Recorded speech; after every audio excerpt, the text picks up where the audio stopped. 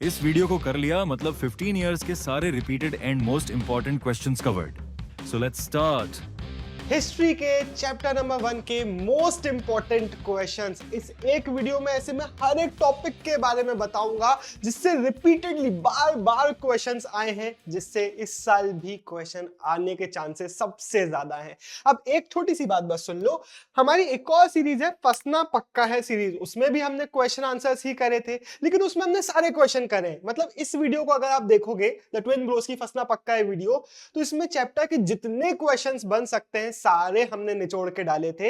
लेकिन आज की वीडियो में हम क्या करेंगे, वो वाले टॉपिक जैसे कि मोहनजोदारो से 2012 में 14, 15, 16, 17, 23, 24 हर एक साल के बोर्ड एग्जाम में आप उठा के देख लो, इस टॉपिक से क्वेश्चन आया है। अब एक ही क्वेश्चन नहीं होगा, यहां पे दो क्वेश्चन आपको मिलेंगे। एक मिलेगा आपको हमारे लोअर टाउन वाला, एक आपको मिलेगा सिटाडेल वाला, दोनों को हम देखेंगे। तो ऐसे हर एक टॉपिक के बारे में, उनसे कब कब क्वेश्चन आया है उसके बारे में मैं पूरा आपको इस वीडियो में समझाऊंगा। तो सीधे स्टार्ट करते हैं। सबसे पहले मोहनजोदारो से ना दो टॉपिक निकलते हैं, एक हमारा लोअर टाउन वाला, एक हमारा सिटाडेल वाला। अब फटाक से एक बात सुन लो, सिटाडेल में स्पेशल पब्लिक पर्पसेस वाली बिल्डिंग, लोअर टाउन में रेसिडेंशियल सेटअप। मैसिव क्वेश्चन है एक यहाँ पे जो आपसे पूछेगा रेसिडेंशियल सेटअप के बारे में बताओ, जो आपसे पूछेगा डोमेस्टिक आर्किटेक्चर के बारे में बताओ, जो आपसे पूछेगा कंसर्न फॉर प्राइवेसी के बारे में बताओ। तो क्या लिख के आओगे? सबसे पहले यहां पे अच्छे से सुन लो, अपने आप याद हो जाएगा। मोहनजोदारो में क्या मिला है, हमारे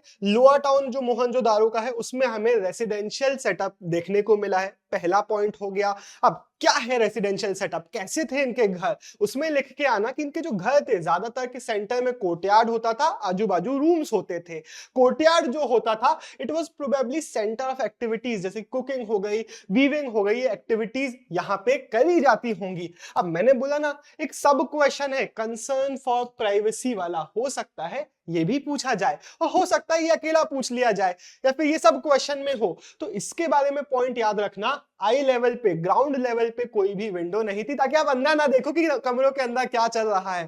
पहला पॉइंट। दूसरा पॉइंट, कोर्टयार्ड के अंदर क्या हो रहा है उसके बारे में आपको मेन एंट्रेंस के बाहर से सीधा नहीं दिख रहा कि आप गेट के बाहर खड़े हो आपको सब घर के अंदर का दिख रहा है, नहीं। The entrance does not give a direct view of the courtyard. दूसरा पॉइंट आपका हो गया, ये आप लिख के आएंगे। अब आगे हमारे डोमेस्टिक फीचर्स में लिखना कि हर एक हाउस में हमें खुद का बाथरूम देखने को मिला है, पेव्ड विथ ब्रिक्स। पेव्ड मतलब उनकी जो फ्लोरिंग होती थी उसको ब्रिक से किया गया था, तो काफी उस जमाने के हिसाब से एडवांस लेवल का डोमेस्टिक आर्किटेक्चर हमें देखने को मिलता है। एंड ये बाथरूम्स को ड्रेन से कनेक्ट किया जाता था ताकि जितना भी वेस्ट वाटर है वो ड्रेनेज सिस्टम में फ्लो हो जाए। कुछ हाउसेस में हमें स्टेयरकेसेस देखने को मिले हैं रूफ में या फिर सेकंड स्टोरी में जाने के लिए। बहुत सारे हाउसेस में हमें वेल्स देखने को मिले, कुएं देखने को मिले हैं। कितने देखने को मिले हैं? मोहनजोदारो में अकेले में 700 प्लस देखने को मिले हैं। इट शोज कि यहाँ पे बहुत सारे वेल्स भी बनाए जा रहे थे और इनको ऐसे बनाया जाता था कि जो पासर्स बाय हैं, मतलब रोड से निकलने वाले जो लोग हैं वो भी एक्सेस कर सके, तो ऐसे किसी रूम में बनाया जाता था। तो ये काफी इंपॉर्टेंट आंसर हमने कवर कर लिया है। 8 मार्क्स में आ सकता है, हो सकता है 3 मार्क में आ जाए समहाउ, ज्यादा चांसेस है कि लॉन्ग क्वेश्चन आएगा, आपसे बन जाएगा। अब सिटाडेल वाले टॉपिक को देखते हैं। इससे सबसे ज्यादा इंपॉर्टेंट ग्रेट बात ही है, लेकिन एक और लाइन याद रख लो, यहाँ पे हमें वेयर हाउस भी देखने को मिलता है। बट मैसिव क्वेश्चन जो यहाँ का आता है, बार बार आता है, वो है ग्रेट बाथ वाला, और पूछता है कि ग्रेट बाथ को एक्सप्लेन करो, ये था क्या, है क्या, कैसा था। तो great bath was a large rectangular tank जिसके साइड में हमें कॉरिडोर देखने को मिलते हैं। नॉर्थ और साउथ से हमें 2 फ्लाइट्स ऑफ स्टेप मतलब सीढ़ियां देखने को मिलती है इसके अंदर जाने के लिए। एंड इसको वाटर टाइट बनाया गया था। कैसे बनाया? ब्रिक्स लगा के, मोटर ऑफ जिप्सम लगा दी उसके कोनों में ताकि ये वाटर टाइट बन जाए, जिससे हम अजम्पशन लगाते हैं कि मे बी इसमें पानी भर के रिचुअल बाथ वगैरह किया जाता होगा। ये हमारा अजम्पशन है इसको देख के। अब इसके 3 साइड में रूम्स थे, जिसमें से एक में हमें बड़ा सा वेल देखने को मिलता है। अगेन इसका पूरा जो वाटर था वो एक बड़ी सी ड्रेन में फ्लो करता था। अब अक्रॉस अ लेन एक गली जाती थी नॉर्थ साइड से एक स्मॉलर बिल्डिंग के ऊपर, और उस दूसरी बिल्डिंग में 8 बाथरूम थे, 4 इस साइड। इन सबका जो वेस्ट वाटर था वो अगेन ड्रेनेज सिस्टम में फ्लो कर जाता था। तो ये जो पूरा टॉपिक का डिस्क्रिप्शन है ये बार बार आया है, आपसे बनना चाहिए। अब मैंने थोड़ा सा नीचे एक आध पॉइंट और इसका लिख दिया है ताकि आपको पता रहे कि हमें सिटाडेल में सिर्फ एक चीज देखने को नहीं मिलती है। याद रखना कि स्पेशल पब्लिक पर्पसेस की बिल्डिंग्स, वेयर हाउस हो गया, ये भी देखने को मिलता है। एंड इस ग्रेट बात की यूनिकनेस से हम अजम्पशन लगाते हैं कि मे बी कुछ रिचुअल बात होता होगा। वेयर हाउस का लोअर पोर्शन जिंदा है, upper portion which was probably made of would वो डिके कर गया। ये जो हमारे क्वेश्चन आंसर्स है इसका हमने पूरा एक पीडीएफ बनाया है, फंसना पक्का है पीडीएफ नाम से हमारे thetwinbros.in पे मिलता है। ये बहुत सारे 50 हजारों बच्चों ने ले लिया है और हर एक बच्चे ने खरीदने के बाद यही बोला है कि भैया इससे ज्यादा वर्थ इट चीज नहीं हो सकती।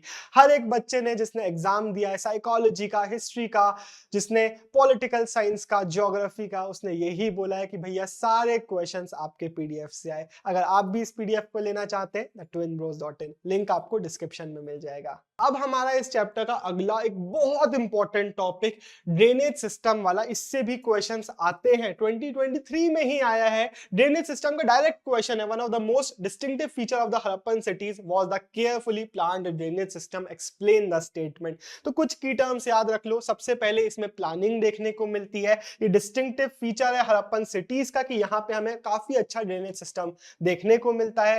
रोड्स एंड स्ट्रीट्स जो थी उनको ग्रिड पैटर्न में 90 डिग्री के एंगल्स में बनाया जा रहा था। एंड इनको हाउसेस के पहले रोड्स एंड स्ट्रीट्स बनाए जाते थे, वहां पे अपना पूरा ड्रेनेज सिस्टम को बिछाया गया था, उसके बाद हाउसेस बनाए गए थे। ये एक इंपॉर्टेंट पॉइंट है, आप लिख के आएंगे। जितना भी हाउसेस का जो डोमेस्टिक वेस्ट वाटर होता था कहां जाता था, वो जाता था स्ट्रीट ड्रेन में। एंड यहां से आता है इंपॉर्टेंट पॉइंट, इसके लिए आपको चाहिए एटलीस्ट एक वॉल आपके हाउस की स्ट्रीट से कनेक्टेड हो ताकि वेस्ट वाटर फ्लो कर सके स्ट्रीट ड्रेन में। एंड लास्ट जो पॉइंट है, ये एक एक्स्ट्रा पॉइंट है, आप चाहे तो लिख सकते हैं चाहे तो भूल सकते हैं। क्या कि कुछ केसेस में लाइमस्टोन से ड्रेन को ऊपर से कवर कर दिया जाता था ताकि उनको हटा के उनको क्लीन किया जा सके। ये मैंने इसलिए डाला हुआ है क्योंकि एक क्वेश्चन आया था एक बार, कौन सा वाला, हमारे सैंपल पेपर में आया था कि क्लीनलीनेस के एग्जांपल दो। एंड ये वाला तो पॉइंट बॉक्स में दिया हुआ है, लेकिन ऐसी बेसिक इंफॉर्मेशन आपको पता होना चाहिए। इवन तो अगर आपको रटी हुई नहीं है, पता तो होना चाहिए कि क्लीनलीनेस के लिए ऐसे एक्शंस भी लिए जाते थे। अगला, strategies for procuring materials for craft production. ये वाला जो पूरा क्राफ्ट प्रोडक्शन वाला टॉपिक था ना, इससे कई बार क्वेश्चन 15, 16, 18, 23, 25 हमें देख के लगता है कि ये इतना इंपॉर्टेंट नहीं है, बट इससे आए हैं क्वेश्चन, तो देख लेते हैं इस टॉपिक के क्वेश्चंस को। Strategies used by Harappans for procuring raw material का क्वेश्चन जब आएगा तो क्या क्या लिख के आओगे। एक हेडिंग बना देना, एस्टेब्लिशिंग सेटलमेंट।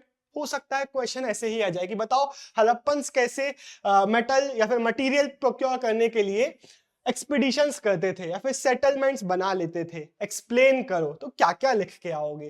पहली हेडिंग कि ये लोग स्टैब्लिश कर लेते थे सेटलमेंट जहां पे भी उनको कुछ सामान मिलता था, जैसे कि नागेश्वर और बालाकोट जैसे एरियाज में इन्होंने अपने सेटलमेंट बना लिए शेल के लिए, या फिर शौतुगई अफगानिस्तान में इन्होंने बना लिया क्योंकि वहां से लापिस लजूली मिल रहा था, या फिर लोथल से कार्निलियन मिल रहा था, स्टीएटाइट मिल रहा था एंड हमारा मेटल मिल रहा था, इसलिए वहां पे सेटलमेंट बना लिया। तो ये पॉइंट आप एक्सप्लेन करेंगे।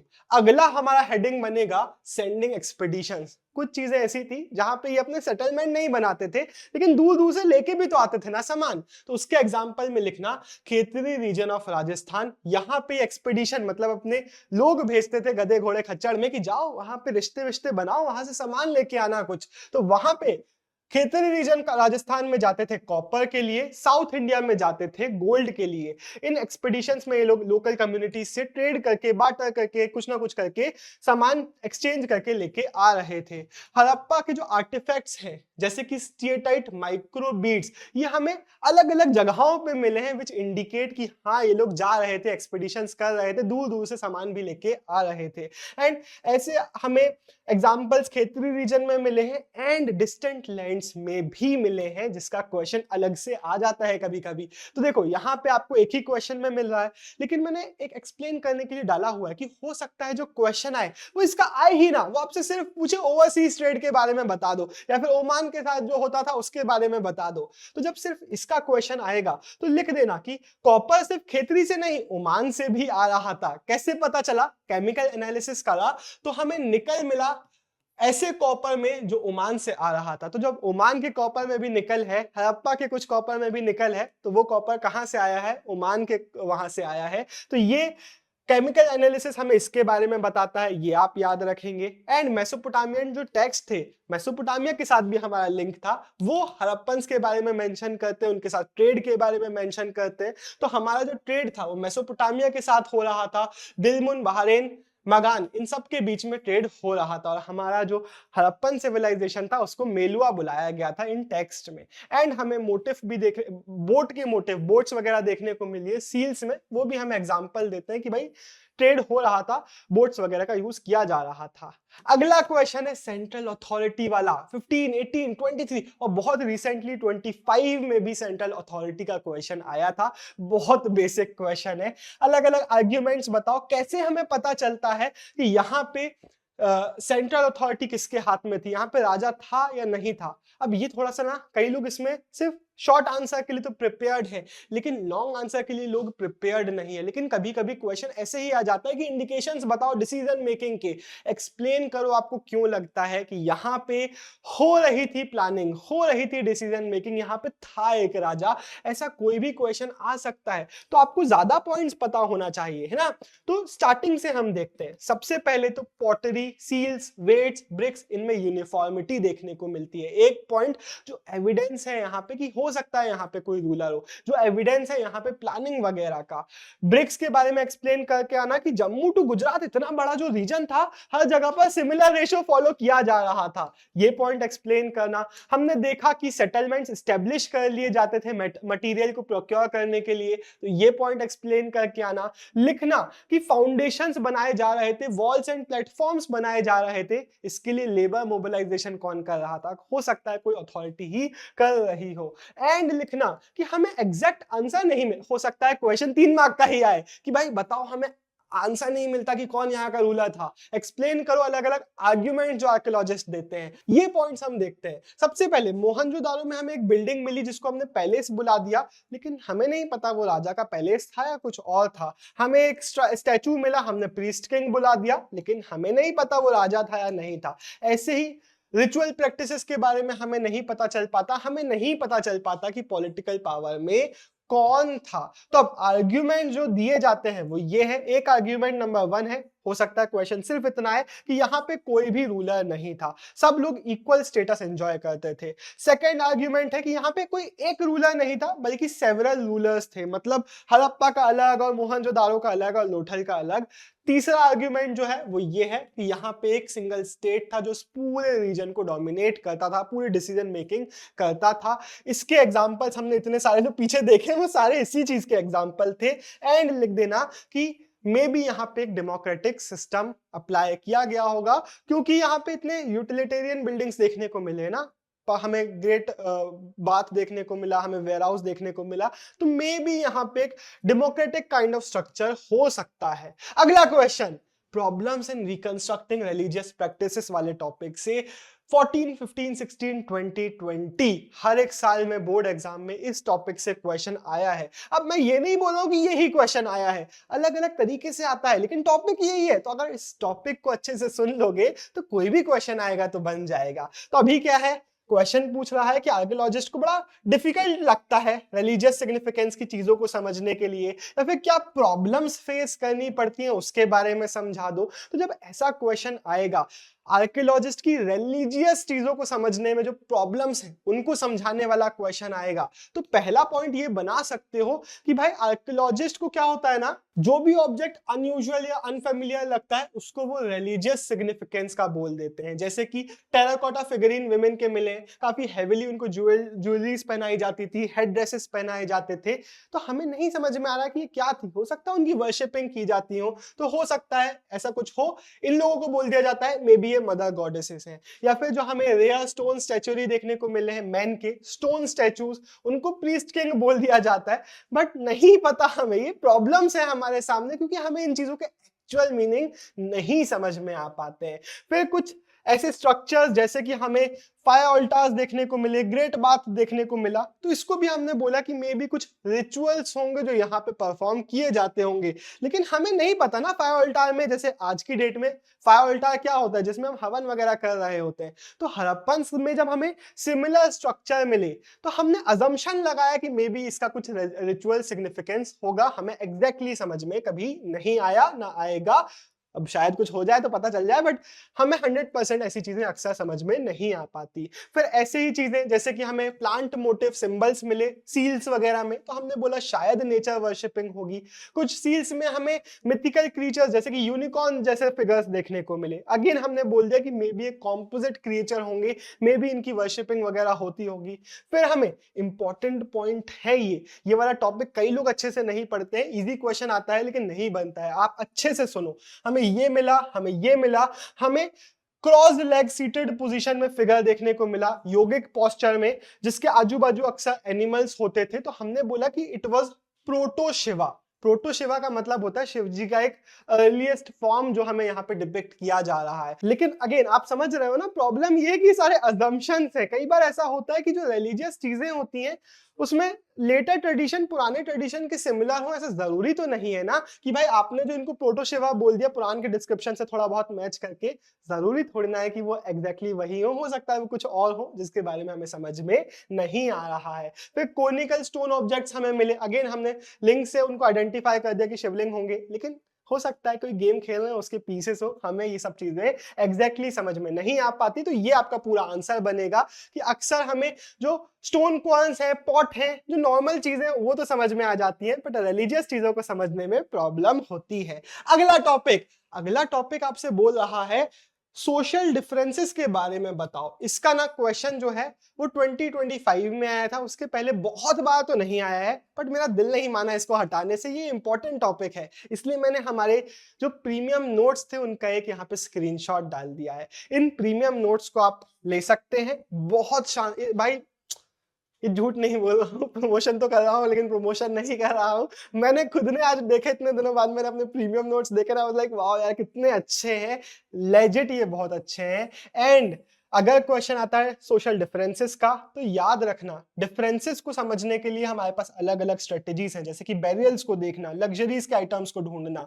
ये हमें इकोनॉमिक डिफरेंसेस के बारे में बताते हैं। बैरियल्स में हमें क्या मिला है, यहाँ पे इजिप्ट के जैसे बहुत ग्रैंड बेरियल्स नहीं थे, तो ये एक चीज हमें देखने को मिली। क्या होता था, पिट्स में बस डेड को डाल दिया जाता था। तो यहाँ पे सोशल डिफरेंसेस हैं या नहीं, बेरियल से हमें तो ज्यादा देखने को नहीं मिलते हैं। हाँ कुछ डिफरेंसेस थे, जैसे कि कुछ बेरियल्स में नीचे ब्रिक की लाइनिंग की गई है, लेकिन यार ये तो छोटा सा डिफरेंस है ना कि एक ब्रिक में लाइनिंग, ब्रिक की लाइनिंग एक में नहीं है, तो इसको रहीस थोड़ी ना बोल देंगे, ब्रिक तो कोई भी लगा सकता था आई गेस। तो इसलिए हमें बैरियल्स ऐसे कुछ वो देखने को नहीं मिला कि हाँ यार ये तो पक्का किसी रहीस का बैरियल है, ऐसा देखने को नहीं मिला। फिर लग्जरीज के आइटम्स, दो आइटम होते हैं, देखो दो क्लासिफिकेशन हमने की है, यूटिलिटेरियन आइटम और लग्जरीज का आइटम। यूटिलिटेरियन आइटम वो है जो ऑर्डिनरी मटेरियल का सामान है, जो हमें पूरे सिविलाइजेशन में देखने को मिलता है। लग्जरीज का आइटम वो है जो तो महंगा आइटम है, इंपोर्टेड माल का कुछ बनाया हुआ है, जो सिर्फ अर्बन एरियाज में देखने को मिलता है, पॉसिबली जो रईस होते होंगे वो यूज करते होंगे। इससे भी हमें उसके बारे में पता चलता है कि सोशल डिफरेंसेस सोसाइटी में थे या नहीं थे। तो अगर क्वेश्चन आएगा बाय चांस तो ये एक्सप्लेन करके आ जाना। अब ना हमारे 3 टॉपिक के 3 क्वेश्चन बचे हुए हैं, एंड जब मैं रिसर्च कर रहा था, मैं क्वेश्चंस पढ़ रहा था, प्रीवियस ईयर क्वेश्चन सारे देख रहा था, ये 3 टॉपिक के ना ऐसा नहीं हुआ कि बहुत क्वेश्चन आए हों, लेकिन ना इंपॉर्टेंट लगते हैं मुझे ना अच्छा नहीं लगा ये हटाते हुए। मैंने बोला नहीं यार 3 क्वेश्चन एक्स्ट्रा डालूंगा, लेकिन ये 3 तो कवर कराऊंगा क्योंकि मुझे लग रहा है कि ये आ सकते हैं। इसलिए इन 3 क्वेश्चन को मेरे लिए देख लो, एंड अगर आपको वीडियो हेल्पफुल लग रही है तो प्लीज लाइक और कमेंट भी कर दो। आप कमेंट करते हो तो उससे आपके लिए 5 सेकंड की बात है, लेकिन हमको बहुत बड़ी हेल्प होती है, लेजिट हेल्प मिलती है। प्लीज कमेंट कर देना अगर वीडियो अच्छी लग रही हो तो। चलो, एनिग्मेटिक स्क्रिप्ट का क्वेश्चन एक बेसिक क्वेश्चन है यार, इसको बहुत इजीली आप याद रख सकते हो।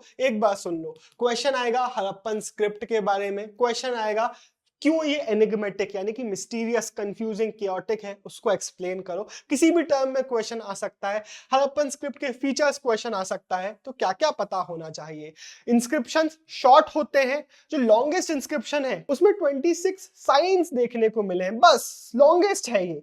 अब ये जो स्क्रिप्ट है इट इज अनडिसाइफर्ड टू डेट। वैसे एक इंटरेस्टिंग बात, मुझे एक बच्चे ने स्क्रीनशॉट भेजा था एंड उसमें बताया गया था कि अगर आप डिसाइफर कर लोगे इस स्क्रिप्ट को तो उसके लिए बहुत हजार लाख रुपए का प्राइज मनी रखा हुआ है, लेकिन अभी तक डिसाइफर नहीं हुआ है, तो अभी तक के लिए तो हम यही लिख रहे हैं। And it is clearly not alphabetical. ऐसा नहीं है कि हर एक जो साइन हमें मिलता है वो किसी वॉवेल और कॉन्सोनेंट को रिप्रेजेंट करने के लिए है। ये कैसे पता चला यार? क्योंकि अगर अल्फाबेटिकल होता तो लिमिटेड साइन होते ना, यहाँ पे तो 375 टू 400 साइन देखने को मिलते हैं, which are definitely a lot of science जो हमें को समझने के लिए थोड़ा और डिफिकल्ट बनाते हैं। जो स्क्रिप्ट है इसको राइट से लेफ्ट की तरफ लिखा जाता है। कैसे पता चला? राइट साइड में स्पेसिंग थी, लेफ्ट साइड में क्रैम्पिंग थी, कई सारे हमें हमारे जो वो मिलते हैं, क्या बोलते हैं उसमें। अब अगला टॉपिक कनिंघम का, उसका अगला टॉपिक जॉन मार्शल का। वीडियो खत्म। कनिंघम का कोई भी क्वेश्चन आएगा, सारी डिटेल सुन लो अच्छे से, जल्दी जल्दी सुन लो। कनिंघम कौन था? First director general of archaeological survey of India, जिसने मिड 19th सेंचुरी में 1850s में अपने काम पूरा किया। कनिंघम का मेन इंटरेस्ट कौन से टाइम पीरियड में था? Early historic and later levels में। अर्ली हिस्टोरिक पीरियड मतलब 6th सेंचुरी BC से लेके 4th सेंचुरी C का जो पीरियड है, उसके बाद का जो पीरियड है, इस टाइम पीरियड में उसका इंटरेस्ट था। इंपॉर्टेंट है ये समझना। क्यों? क्योंकि यही कनिंघम्स कंफ्यूजन फ्रेम करेगा। अब कनिंघम ने कौन से सोर्सेस का यूज किया? चाइनीज बुद्धिस्ट पिलग्रिम्स का। लेकिन ये प्रॉब्लम हो गई ना, ये जो बुद्धिस्ट पिलग्रिम आए थे वो बाद में आए थे। सिविलाइजेशन, हड़प्पन सिविलाइजेशन बहुत पुरानी थी, 6000 BC की थी, 600 BC में देख रहा है, तो मैचिंग नहीं हो रही है ना, तो ये दिक्कत हो गई। तो उसने यूज जो किया वो बहुत लेटर पीरियड के लोगों के टेक्स्ट को कर लिया। कनिंघम ने क्या किया? बहुत सारी चीजों को कलेक्ट किया, डॉक्यूमेंट किया, समझने की कोशिश करी, अपने ड्राइंग्स वगैरह बनाए, लेकिन उनका टाइम पीरियड जो था वो गड़बड़ाया हुआ था। लिखना अर्ली हिस्टोरिक लेवल्स एंड उसके लेटर पीरियड्स में वो इंटरेस्टेड थे एंड उनको लग रहा था कि जो सिविलाइजेशन है वो काफी बाद की है, लेकिन जो आर्टिफैक्ट्स मिल रहे थे वो एक्चुअली काफी ज्यादा पुराने थे। ये लिख देना एंड लिख देना कि उनको जो भी लगता था कि कल्चरल वैल्यू इस आर्टिफैक्ट की, उसको वो रिकवर करने की, कलेक्ट करने की कोशिश करते थे। लेकिन मेन क्वेश्चन है इनकी दिक्कत क्या हुई, जो मैंने समझा दी है। हड़प्पा जो था वो चाइनीज बुद्धिस्ट पिलग्रिम्स की आइटिनरी में था ही नहीं, ये तो बहुत बाद में आए थे। हमारी तो बहुत पुरानी सिविलाइजेशन थी, जिसके कारण टाइम पीरियड गड़बड़ा गया। तो हेंस इनको मिले तो बहुत सारी चीजें थी, इनके हाथों बहुत सारी चीजें लगी, लेकिन उनके टाइम पीरियड को मिस कर गए, उनकी वैल्यू को रिकॉग्नाइज नहीं कर पाए। एक एग्जांपल, कनिंघम को एक इंग्लिश मैन ने एक सील दी थी कि देखो यार कुछ क्रेजी लग रहा है, तो उन्होंने समझने की कोशिश करी, लेकिन उन्होंने उसी टाइम पीरियड में फिट इन करने की कोशिश करी जिसमें वो इंडियन सोसाइटी को समझते थे। बट इंडियन की जो हड़प्पन सिविलाइजेशन थी बहुत पुरानी सोसाइटी थी। तो ये लिख के आना, इनको लगता था कि गंगा वैली की जब सिटीज बनी तब इंडिया में स्टार्ट हुई पहली सिटीज, लेकिन हमारी पहली सिटीज बहुत पुरानी थी and hence miss the significance of Harappa. अगले आते हैं जॉन मार्शल। कनिंघम के बाद जो आर्कियोलॉजिकल सर्वे ऑफ इंडिया के डायरेक्टर जनरल बने थे, इसका भी पूरा टॉपिक सुन लो। क्वेश्चन जाए भाड़ में, जो भी क्वेश्चन आए, डिटेल इतनी ही है एनसीईआरटी में, ये सुन लोगे अच्छे से तो जो भी क्वेश्चन आएगा, अगर जॉन मार्शल दिख गया तो यही लिख के आओगे। अब कितना लिखना है, क्या लिखना है, वो तुम क्वेश्चन के हिसाब से देखना। फॉर एग्जांपल, अगर सिर्फ problems of the John Marshall पूछेगा तो जो प्रॉब्लम वाला पार्ट है वो लिख देना, या फिर 8 मार्क में आएगा पूरे जॉन मार्शल के stint as a director general को एक्सप्लेन करो, तो पूरा टॉपिक लिखना। जैसे भी आएगा उस हिसाब से लिखना, लेकिन अभी देखो है क्या क्या, ताकि कोई भी क्वेश्चन बन जाए। सबसे पहले थोड़ा सा ना जॉन मार्शल के पीछे के जो कुछ लोग थे उनके काम के बारे में डिटेल याद होनी चाहिए। पहली डिटेल ये है, दयाराम साहनी साहब जो थे, उन्होंने in the early decades of 20th century seals वगैरह को ढूंढा हड़प्पा में दयाराम साहनी ने, एंड रखाल दास बनर्जी ने मोहनजोदारो में सिमिलर सील्स ढूंढी। एंड जब हमें सिमिलर सील्स मिली, जो हमें लगा कि यार ये तो बहुत पुरानी है, तो इसके बाद धीरे धीरे जब हमें कंजेक्चर में आया, हमें पता चला जॉन मार्शल ने 1924 में अनाउंस किया। कौन थे John Marshall? Director general of ASI. 1924 में अनाउंस किया कि भैया एक इंडस वैली सिविलाइजेशन है जो बहुत पुरानी है, ये इंडिया की हिस्ट्री को बहुत पीछे घसीट के ले, पीछे घसीटना मतलब एक पॉजिटिव बात है यहाँ के लिए। तो एसएन रॉय ने उनके लिए बोला अपनी स्टोरी ऑफ इंडियन आर्कियोलॉजी में कि Marshall left India 3000 years older than he had found her. India की हिस्ट्री को बहुत पीछे इन्होंने घसीट दिया in a very positive sense. तो ये आप लिखना, एंड लिखना कि इन्होंने सिर्फ एक सिविलाइजेशन नहीं खोजी थी, इन्होंने सिर्फ सिविलाइजेशन अनाउंस नहीं करी थी, इन्होंने एक ऐसी सिविलाइजेशन अनाउंस करी थी जो मेसोपोटामियन सिविलाइजेशन की कंटेम्परेनस सिविलाइजेशन थी। अगला पेज जो कि हमारा लास्ट पेज है, जॉन मार्शल पहले प्रोफेशनल आर्कियोलॉजिस्ट थे जिन्होंने इंडिया में काम किया। पहले ये ग्रीस और क्रीट में काम कर चुके थे। अब इनको भी स्पेक्टेकुलर फाइंड करना कनिंघम के जैसे पसंद था, लेकिन ये जो एवरीडे लाइफ के पैटर्न्स थे, ऑब्जेक्ट्स थे, उनको भी ढूंढ रहे थे। अब क्वेश्चन पूछेगा, लिखा था ना पीछे कि इनकी प्रॉब्लम क्या हो गई, इन्होंने क्या गलती कर दी, तो लिख देना इन्होंने स्ट्रेटिग्राफी को मिस कर दिया। कहाँ है? स्ट्रेटिग्राफी को मिस कर दिया। मतलब क्या? इन्होंने टर्म याद रखो, रेगुलर हॉरिजॉन्टल यूनिट्स में एक्सकेवेशन किया। स्ट्रेटिग्राफिक लेयर्स को ना 1 सेकंड में फटाक से समझ लो और उसके बाद वीडियो खत्म ही हो रहा है।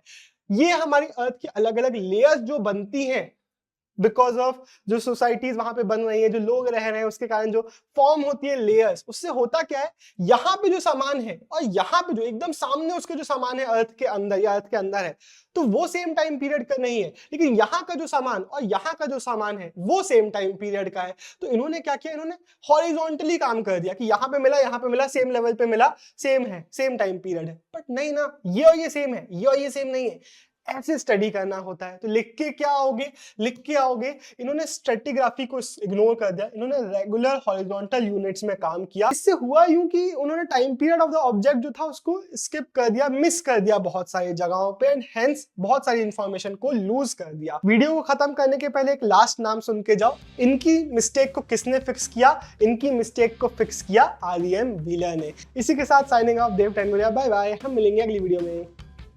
आओ वीडियो का कमेंट देखते हैं। ये है आज का कमेंट ऑफ द डे। भैया this is not best, it is bestest. देखो अब मैं तुमको समझाता हूँ, बेस्ट अपने आप में बेस्ट होता है, तो बेस्टेस्ट कोई वर्ड नहीं होता है, बेस्ट अपने आप में बेस्ट है, लेकिन इनफॉर्मली अगर गूगल में सर्च करोगे तो बेस्टेस्ट भी एक वर्ड होता है। तो लाइक इंग्लिश के पेपर में बेस्टेस्ट मत लिख के आना, क्योंकि फिर आधा मार्क कट जाएगा, बट इनफॉर्मली बेस्टेस्ट एक वर्ड होता है। तो फिर this makes the comment of the day भाई। लव यू भाई। मेरी दोनों सेल्फ हेल्प बुक आपको Amazon फ्लिपकार्ट पे मिल जाएंगी। डिकोडिंग ह्यूमैनिटीज सिर्फ और सिर्फ ह्यूमैनिटीज वाले बच्चों के लिए, everything boils down to awareness, हर एक उसके लिए जो लाइफ में ग्रो करना चाहता है। डिस्क्रिप्शन में दोनों बुक्स के सैंपल पीडीएफ्स मिल जाएंगे। पहले सैंपल पीडीएफ को पढ़िए, पेजेस पढ़ के अगर मजा आए तो फिर आप ऑर्डर कर सकते हैं।